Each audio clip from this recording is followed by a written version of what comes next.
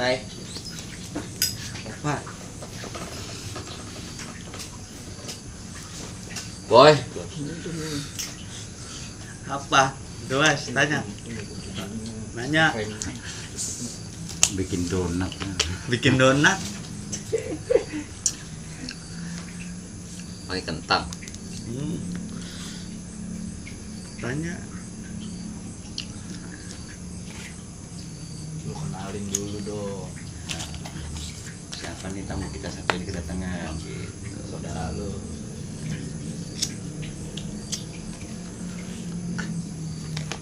Yang dibahas itu yang sekarang pada ngetren itu orang pada suka bab goib itu loh, bab goib katanya di situ tinggi besar, ada yang bilang wah laki-laki lah, perempuan, anak-anak, kan begitu kadang ahli-ahli spiritual itu sebetulnya di sini tuh kadang kita itu bohongin nama, bukan setan, itu jin itu. Aslinya jin, Pak. Jin, Allah menciptakan manusia dan jin. Nah ini di sini sebetulnya jin ya ada yang berbuat baik, manusia ada yang baik. Jin ada yang berbuat jahat, manusia juga ada yang berbuat jahat. Nah kalau sekarang beda lagi, zaman dulu jin ganggu manusia, sekarang manusia ganggu jin. Ini anehnya zaman sekarang kan begitu. Iya. Gimana lu? Lah orang mikirin utang jadi stres, bilangnya wah itu kesurupan jin. Nah ini jinnya padahal nggak nyurupin, marah mereka itu. Ini banyak jin jadi sasaran ini. Apalagi zaman sekarang perekonomian begitu sulit dengan adanya berbagai macam ya kendala, adanya perang, adanya virus, COVID, jadi mencari duit sulit, pada stres. Stresnya dikira udah larinya wah ini ada yang ganggu ini. Yang ganggunya itu siapa? Nah, larinya ke spiritual, wah ini kena dari sono, ada yang nyendet lah, itulah. Nempel ya? Nah ini kalau dibilang itu mohal itu sebetulnya. Ya memang bab sihir itu dari zaman nenek moyang ada, tapi kalau zaman sekarang itu kadang dipas-pasin itu. Yang paling bahaya itu ada tetangga kita punya duit, katakanlah kaya. Nah ini suudon muncul, jangan-jangan ngepet ini. Nah ini sekarang banyak begitu ini. Ngiprit ya. Ini sekarang banyak begitu. Nggak tahu menau udah, pokoknya tetangga barangkali di luar kota punya usaha apa, padahal dia itu dengan jerih payahnya, dengan susah payahnya mencari duit, ngumpulin sampai banyak, di kampungnya dikiranya nggak punya usaha, wah kok punya mobil, rumah mewah, Miara tuyul. ini ngepet ini mesti babi ngepet. Nah ini kadang nasibnya dilalah ada orang bertamu di situ, pulang dari situ sakit, bahkan kadang ada orang habis bertamu meninggal. Ini kadang dipas-pasin, wah ini berarti rumah si A ngepet ini Buat tumbang. nah, untuk tumbal. Ini nih yang sering terjadi hal seperti itu. Ini suudon muncul, ini yang paling bahayanya jadi umat sekarang itu begitu. Karena kita ini sekarang itu udah masuk ke era rusaknya zaman. Rusaknya zaman itu jadi ya ahli agama ya nanti ribut dengan para ahli agama, ahli perekonomian ya saling menjatuhkan di bidang perekonomian, jadi ini rusak semua. Ngaruh, Pak ya? Itu global nantinya, itu udah jelas pasti ada sih rusaknya zaman itu. Kapannya nggak tahu ya Pak. Nah ini ada timingnya, tapi kalau sekarang itu udah masuk rusaknya zaman. Ustadz ribut sama ustadz, saling menyalahkan. Saling menyalahkannya pakai hadis semua. pakai ayat Al-Quran. Lah ini yang bahaya di situ. Ustadz yang sini hadis yang benar begini, yang sono nggak terima pakai hadis juga, jadi ribut pakai hadis semua, pakai ayat Al-Quran semua. Saling merasa yang paling benar. Lah ini yang bahaya di situ. Digabungin semua ya dipunyanya. Iya, jadi hadis dan ayat Al-Quran sekarang itu kita kadang agak sedih itu untuk menyalahkan orang lain. Padahal kalau digali bab hadis itu apa yang dipelajari sekarang itu banyak hadis-hadis itu yang hilang pada saat sebelum baginda Rasul wafat itu. Kenapa kok banyak hadis yang hilang, ayat Al-Quran banyak yang hilang? Yang ketitipan hadis dan ayat itu meninggal sebelum baginda Menyampaikan. Rasul meninggal. Jadi sebelum disusunnya kitab hadis oleh sahabat-sahabat itu, yang dititipin hadis itu meninggal di perang apa itu banyak ribuan. Ini yang kadang bisa menjadi suatu permasalahan zaman sekarang. Mereka mempelajari hadis yang ada, sementara saling menyalahkan, itu hadisnya nggak kuat lah, lemah lah. Bid'ah ya. Nah, muncul memvonis orang lain, bid'ah lah. Seperti apa tuh Pak kira-kira Pak? Ya contoh gampang banyak di Indonesia itu, yang paling banyak orang ribut hadis itu ya di negara Indonesia itu paling banyak itu. Ribut masalah tahlil lah, ribut masalah budaya ini katanya bid'ah. Padahal sejarah dari nenek moyang kita seperti adanya kalau pesta habis panen itu. Iya. Habis panen kan kadang kita bersyukur tuh. Syukur betul. Panennya melimpah, kita makan bareng. Itu hadisnya ada, tapi yang dititipin hadis itu Nggak paham. meninggal sebelum Oh. disusunnya hadis para sahabat. Oh, jadi nggak bisa disampaikan Nah, langsung. itu gitu. adanya namanya hablum minalam. Jadi kita itu sebetulnya ada 3 tugas, hablum minallah, hablum minannas. Nah ini hablum minalam itu bersyukur pada saat kita nyari rezeki dari alam, kita terima kasih pada Allah Ta'ala. Ayo kita bersyukur makan bareng-bareng. Ini dibilangnya sekarang bid'ah. Nah ini nih, syirik. Sirik. Bukan bid'ah lagi, syirik. Ini bab ini itu sebetulnya waduh, di Indonesia itu banyak banget. Tapi budaya sekarang udah nggak ada yang kayak gitu, Pak. Masih di desa-desa masih, tapi karena generasi penerusnya itu kemakan bab hadis dan syirik tadi, bid'ah tadi, akhirnya pada kendor. Banyak yang sekarang itu kok masih menjalankan itu, ya masih ada, cuma ya semakin punah lah budaya-budaya yang sebetulnya adanya nenek moyang kita itu. Kok ada budaya seperti itu ada sebab akibatnya. Dulunya itu ada pelajarannya dari leluhur-leluhur kita yang paham amak terima kasih pada yang Maha Pencipta itu ada. Ngucapin rasa syukur gitu. Rasa syukur bersama-sama, yuk makan bareng-bareng.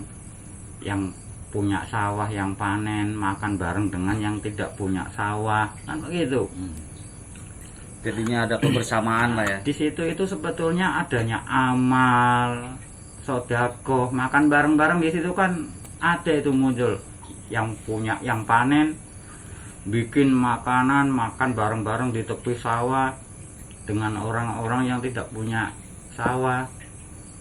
Kan di sini tuh sedekah sebetulnya. Sedekah juga ada penjelasannya, dianjurkan sedekah lah. Pada saat sedekah makan bareng-bareng dinilai bid'ah lah, syirik lah. Nah ini jadi budaya nenek moyang itu semakin banyak yang hilang. Sebenarnya bid'ah itu apa sih, Pak? bid'ah itu kalau menurut versi orang sekarang itu apa yang tidak disampaikan dan apa yang tidak dilakukan oleh baginda Rasul kok kita lakukan, nah itu bid'ah.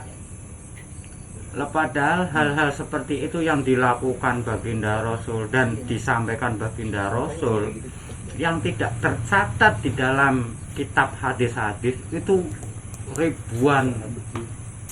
Contoh-contoh Bapak Ibu.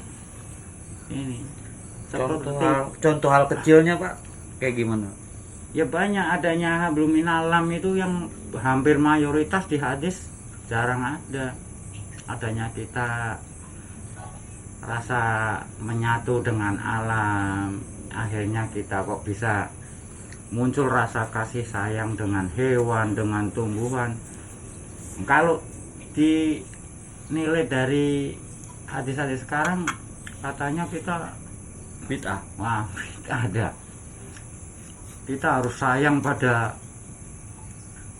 Allah Ta'ala. Nah, sayang sama makhluknya aja enggak sayang, apalagi ke Allah Ta'ala.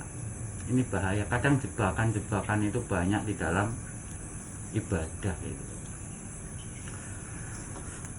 Jadi namanya ibadah itu sebetulnya ada sambung menyambung. Seperti namanya sampean mau sholat, ya kan?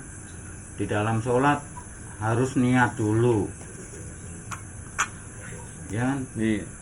Sebelum niat di dalam sholat harus wudhu dulu. Sebelum wudhu ada niat wudhu dulu lah. Ini aturan-aturan di situ itu sambung menyambung. Kadang hanya dinilai dari sholatnya saja, padahal wudhunya nggak sah. Nah, banyak yang kayak gitu. Banyak di bab wudhu. Nah ini kadang juga ada jebakan-jebakan yang banyak.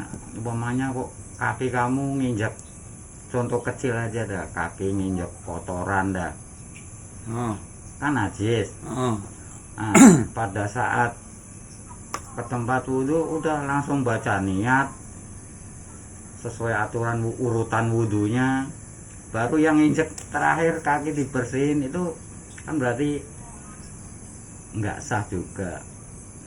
Jadi harus dibersihin dulu kaki dulu, baru niat, kan begitu. Ini sifat kehati-hatian di dalam aturan-aturan agama, ajaran-ajaran itu semua itu semakin merosot. Banyak yang istilahnya hilang ilmunya itu. Nah kalau yang misalkan yang nempel itu sama perempuan gimana? Nempel apa? Yang nggak sengaja kalau habis wudhu, Nempel senggol atau nempel?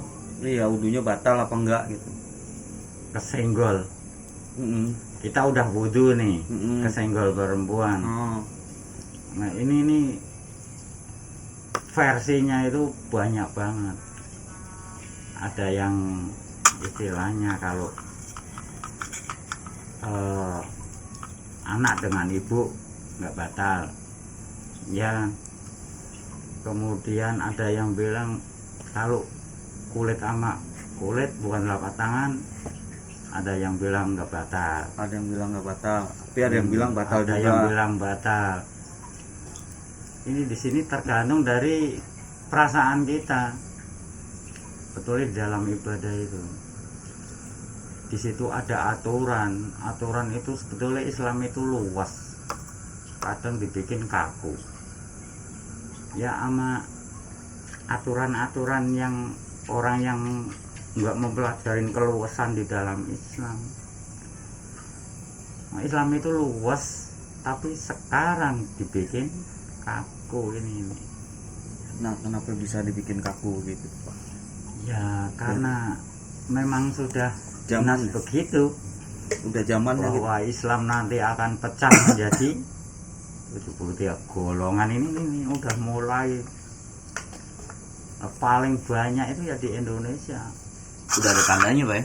Iya, udah masuk ke nas ke situ. Udah jumlah di Indonesia itu udah puluhan itu. Nah, kalau kalau lagi sholat kan kadang pikiran suka kemana-mana tuh. Itu bagaimana tuh Pak? Kurang khusyuk gitu. Bisa dibilang begitu kali. Tapi ada yang bilang dosa, ngulang lagi, Dosa. katanya nggak sah gitu, terus kudu diulang lagi. Kadang kan kalau lagi sholat gitu kan pikiran kemana-mana, kadang lupa, kadang lupa gerakan sholat. Iya, banyakan utang. Itu kan judulnya bab khusyuk. Kalau orang-orang sekelas kita itu, kalau untuk ngejar yang namanya khusyuk itu ya masih jauh. Apa sih itu khusyuk itu? Orang yang bisa khusyuk itu udah tingkatan ke hakikat makrifat. Di bawah itu masih di tasawuf, di toreko, apalagi di syariat itu beribu-ribu godaan, itu sangat sulit. Jadi yang penting ya kewajiban kita sholat, ya udah sholat, masalah diterima atau enggak itu urusan Belakangan. Allah Ta'ala. Pokoknya kewajiban kita sholat ya sholat, itu di istilahnya dijalanin dengan ikhlas, dengan nikmat. Jangan nilai ini aku diterima enggak sholatnya, itu udah urusannya di atas. Kalau kayak gitu berarti hitung-hitungan dong. Hitung-hitungan gimana? Ya kalau istilahnya buat dapat pahala gitu, sholat buat dapat pahala gitu. Enggak boleh, berarti sampean meleset dari janji. Kadang orang kejebak oleh janjinya sendiri. Inna sholati wa nusuki wa mahyaya wa mamati. Nah ini nih. Padahal sampan itu janji itu di dalam sebelum takbir itu. Ini wajah tuh, wajah iya, wah ini. Jadi mati di pesan betul-betul sampan pasrahin ke atas. Tapi kadang begitu habis ngucap janji tersebut, di dalam pemikiran, aku sholat biar Dapat pahala. hilang dosanya, Iya, ada yang bilang biar gitu. dapat pahala. Ini nggak boleh, berarti keikhlasan biniati liridolillahi ta'alanya itu nggak ada. Tapi kalau kayak gitu bukan hitung-hitungan ya Pak? Hitung-hitungan matematika itu. Sholat kok pengen masuk surga. Bab surga dan neraka itu urusannya Allah Ta'ala. Sampean sholatnya rajin, puasanya rajin di dunia nih. Oh, Kalau Allah Ta'ala menghendaki neraka, ya itu udah hak Allah Ta'ala, hukumnya Allah Ta'ala. Makanya sampean jangan nilai-nilai. Kewajiban sampean apa sholat? Ya udah sholat aja, masalah khusyuk enggak, diterima atau enggak. sholat aja. Asal kamu kok sesuai prosedur, sebelum sholat wudhu dulu, sebelum wudhu bersihin badan dulu, ya udah jalanin aja. 3 rakaat ya 3 rakaat, 4 rakaat ya 4 rakaat. Jangan nilai sholat saya diterima enggak, ini dosa saya berkurang. Itu urusannya Allah Ta'ala. Bab surga dan neraka itu urusannya Allah Ta'ala. Jangan sampai aku mau sholat yang rajin biar masuk surga. Berarti ada orang dalam. Ada orang Bukannya dalam berarti. bukannya yang kayak gitu dijadiin buat motivasi kita. Itu udah hitung-hitungan orang hidup. Yang namanya ibadah itu sebetulnya keikhlasan kita. Kita itu betul-betul ikhlas menjalankan maghrib nih. Mau sholat maghrib, ikhlas, adanya ikhlas ini nih. Kok tiba-tiba sampean datang ke masjid, ini udah dapat hitungan. Dari rumah kok bisa sampai ke masjid, itu udah dinilai. Jangan punya pemikiran nanti sholatku khusyuk enggak nih. Nah ini udah hitung-hitungan biar masuk surga lagi. Ada calo berarti. Yang bahaya itu kita itu setiap hari itu ikrar itu. Nah, Ini wajah tuh wajah iya. Ini di sini tuh ikrar. Bukan main-main, bukan hanya ucapan doang. Lah habis ikrar kok, ikrar itu kan janji tuh. janji, betul. Lawang janji sama manusia lalu nggak ditepatin aja dosa. Dosa, Lalu betul. sampean janji sama yang bikin manusia, habis ngucap janji udah begitu takbir baca Fatihah sambil bayangin, waduh itu motor belum tak kunci itu, jangan-jangan ada maling. Yang ibu-ibu begitu takbir baca Fatihah sambil bayangin, waduh itu ikan di meja aku nggak tak tutupin, jangan-jangan dimakan kucing. Nah ini baru ikrar, baru janji sama yang di atas bahwa hidup mati tak pasrahin ini ya ke panjenengan. Nah ini kok bisa lupa dari janji. Lah kalau membohongi 5 waktu berarti sehari kita berbohong 5 kali tuh. Oh. Lah kalau sholatnya rajin sebulan berapa kali bohong sama yang di atas? 5 kali 3 banyak pak. Lah yang akan kali 30. Sebulan aja kita berbohong sama yang Maha Kuasa itu udah banyak banget kok. Ngarep-ngarep surga gimana? Berarti pakai calo deh pak. Makanya Ada calo ya berarti. makanya bab ibadah yang penting kita ikhlas, niat, ada niat nih, niat ikhlas jalanin, udah jangan pandang nilai itulah. Masalah bab neraka surga itu urusannya Allah Ta'ala. Jadi perlakuan kita di dunia itu istilahnya nggak jaminan. Makanya baginda Rasul pada saat itu nangis, umatku itu melihat bahwa umatnya itu rajin sholatnya, puasanya, amalnya, tapi masuk neraka. Ini nangisnya baginda Rasul di situ. Lah kalau orang bukan Islam kan nggak sholat, kemudian kok nggak pernah puasa, masuk neraka sih nggak bakal ditangisin. Memang udah dasarnya. Lah yang ditangisin baginda Rasul itu bahwa umatnya rajin sholat, rajin puasa, rajin amal, tapi pada masuk neraka itu. Makanya nangis beliau. Sebabnya apa? Lah ini di dalam sholatnya ikrar ya enggak paham ikrarnya. Di dalam baca syahadat tidak paham di dalam syahadatnya. Syahadat juga ikrar, nggak hanya sekedar ucapan aja. Coba apa aja? Apa tuh? Syahadat. Asyhadu alla ilaha illallah wa asyhadu anna Muhammadur Rasulullah. Nah, ya, itu ikrar itu bahwa sampan itu jadi saksi, bersaksi untuk diri sampean bahwa Allah Ta'ala itu Tuhan semesta alam itu. Nah, habis bersaksi, bersyahadat, habis baca syahadat, pikiran kemana-mana. Ini yang bahaya itu begitu. Jadi memang orang rajin ibadah juga bahaya juga. Bahaya tuh boy. Bahaya loh, semakin bohongin sama yang Maha Pencipta, semakin rajin semakin bohong. Bohongnya bukan nama manusia, maknya nyiptain manusia, bayangin yuk. Kalau bohong nama manusia aja udah dosa. Ya enggak, di dalam ikrar nih, mau sholat ikrar sampean. Udah tak pasrahin. Begitu habis sholat ingat utangnya ini. Lah tadi hidup mati pasrah ke atas kemana? Nggak kepake berarti. Nggak kepake. Kok nggak dipasrahin utangnya ke yang ke atas? Emang Allah Ta'ala nggak bisa bikin kamu utang lunas? Bisa. Ya bisa. Emang Allah Ta'ala nggak punya duit, banyak duitnya.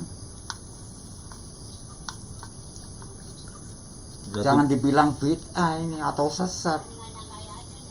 Duit yang nyiptain siapa? Allah Ta'ala. Kok Allah Ta'ala? Manusia. Duit manusia. Manusia yang nyiptain siapa? Allah Ta'ala. Lah berarti kalau Allah Ta'ala nyiptain duit bisa nggak? Bisa. Ya bisa. Oh nyiptain yang bikin duit aja bisa. Iya. Lah datangnya duit ke kamu ini berbagai macam kehendak Allah Ta'ala. bisa melalui tiba-tiba kamu ketemu pekerjaan, bisa tiba-tiba kamu kok ketemu teman, kemudian transaksi dapat untung, kamu dapat untungnya. Ini orang ketemunya bab rezeki itu macam-macam.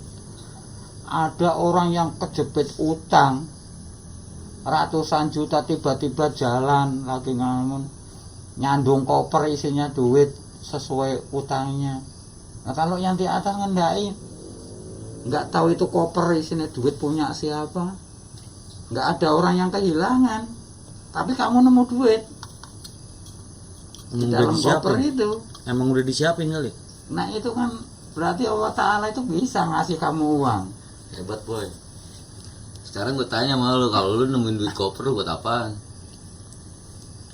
Bingung, malah stres. Ujung-ujungnya sakit karena apa? Nggak bisa tidur. Megangin duit aja ya kan. Mau tidur jangan-jangan didatengin rampok. Pikiran kemana-mana Nah, ya. pengennya ke mall sono, ke mall sini, belanja ini, belanja itu, ujung-ujungnya badan sakit. Capek. Lupa makan. Diimpus. Emang jadi orang kaya ya, nah. Tanggung jawabnya berat. Makanya ada peraturan di dalam ajaran agama, semua agama ada. Carilah tipu dayanya harta. Ini. Kalau kamu sudah tahu tipu dayanya harta, jadilah orang kaya. Seluruh agama itu ngajarin begitu. Nggak ada yang ngajarin kita biar jadi miskin. Tapi harus tahu tipu dayanya harta lah. Tipu dayanya harta gimana? Pada saat kamu nemu duit satu koper, Nah, katakanlah satu koper berapa, 500 juta katakanlah. Nah tipu dayanya ini di sini, kamu pada saat nemu itu kamu ingat nggak kewajiban kamu memiliki duit 500 juta itu? ingat. Ya harus ingat. Wah ini aku berarti punya 500 juta, berarti sekian persen harus dikeluarkan kan gitu. Ini yang kadang orang kejebak di situ.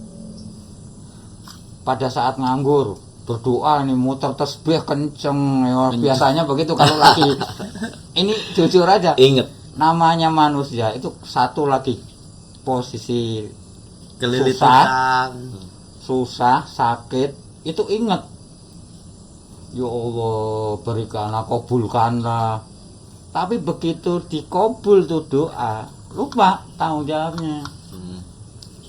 Kamu nganggur, berdoa, wah rajin itu, tasbih diputer sehari semalam.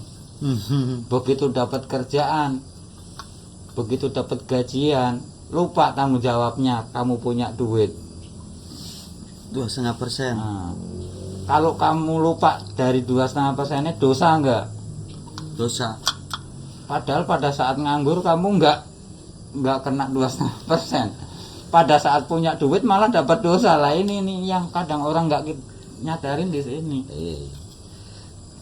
Jadi jebakan-jebakan di dalam ibadah, di dalam kehidupan itu banyak macamnya. Gampang. Kalau kita bahasnya bab hadis, bab ayat,